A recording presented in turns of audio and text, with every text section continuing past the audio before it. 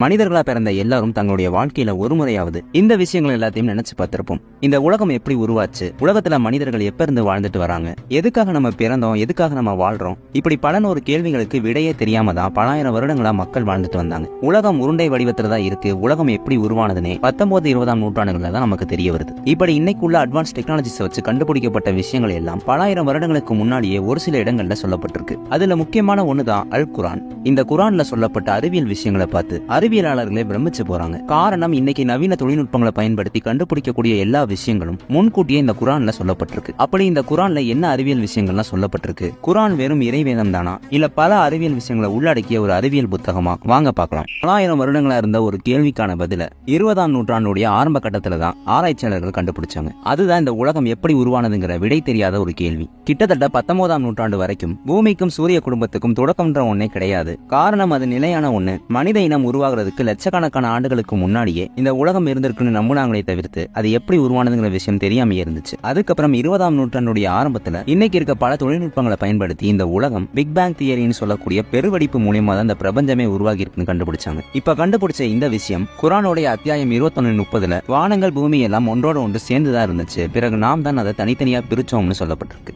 அடுத்ததா இப்பவும் சரி, அந்த காலத்திலயும் சரி, இரும்புங்கிற ஒரு பொருள் மனிதர்களுக்கு முக்கியமான பயனுள்ள ஒன்னா இருக்கு. ஆனா சில வருடங்களுக்கு முன்னாடி நடந்த ஒரு ஆய்வுல இரும்பு உலகத்தை சேர்ந்த பொருளே கிடையாது. பலாயிரம் ஆண்டுகளுக்கு முன்னாடி விண்வெளியில வெடிச்சு சிதறிய அந்த விண்கற்கள் தான் இரும்புன்னு கண்டுபிடிச்சிருக்காங்க. இந்த விஷயம் கேட்கறதுக்கே ஆச்சரியமா இருந்தாலும் இது ஆதாரப்பூர்வமா நிரூபிக்கப்பட்ட ஒண்ணு. சில வருடங்களுக்கு முன்னாடி கண்டுபிடிச்ச இந்த விஷயத்தையும் குரானுடைய அத்தியாயம் 57:25 சொல்லப்பட்டிருக்கு. மனிதர்களுடைய நன்மைக்காக நாமே இரும்பை மிக பெரும் சக்தியாக பூமியின் கீழ் அனுப்பினோம். இப்படி இரும்பு உலகத்தை சேர்ந்த பொருளே கிடையாது, விண்வெளியில இருந்துதான் பூமிக்கு வந்திருக்குன்னு தெளிவா குரான்ல சொல்லப்பட்டிருக்கு. அடுத்ததான் மலைகளை பத்தி ஆய்வு பண்ணிட்டு இருந்த ஆராய்ச்சியாளர்கள் சில வருடங்களுக்கு முன்னாடி பூமியில இருக்க டெக்டானிக் பிளேட்ஸ் உடைய வெளியேற்றத்தை வச்சு பல பேருக்கு தெரியாத மிகப்பெரிய ஒரு விஷயத்தை கண்டுபிடிக்கிறாங்க. அதாவது பூமியில இருக்கக்கூடிய ஒவ்வொரு காண்டினென்ட்டும் ஒண்ணுக்கொண்ணு மோதிக்காம திடமா நிக்கிறதுக்கு முக்கியமான காரணமே இந்த மலைகள் தான். மலைகளுடைய வேர்கள் பூமியோட இன்னர் கோர் வரைக்கும் படர்ந்து இருக்கு. உதாரணத்துக்கு மவுண்ட் எவரெஸ்ட் பூமிக்கு மேல இருந்து 9 கிலோமீட்டர் உயரத்துக்கு இருக்கும். அதுவே பூமிக்கு கீழே 125 கிலோமீட்டர் அளவுக்கு ஆழமா இருக்கும். இந்த விஷயத்தை பத்தியும் குரானுடைய அத்தியாயம் 78:6-7 நாங்கள் உங்களுக்கு பூமியை ஓய்வெடுக்கும் ஒரு இடமாகவும் மலைகளை கூர்மையானதாகவும் திடமானதாகவும் ஆக்கி கொடுக்கவில்லையான்னு சொல்லப்பட்டிருக்கு.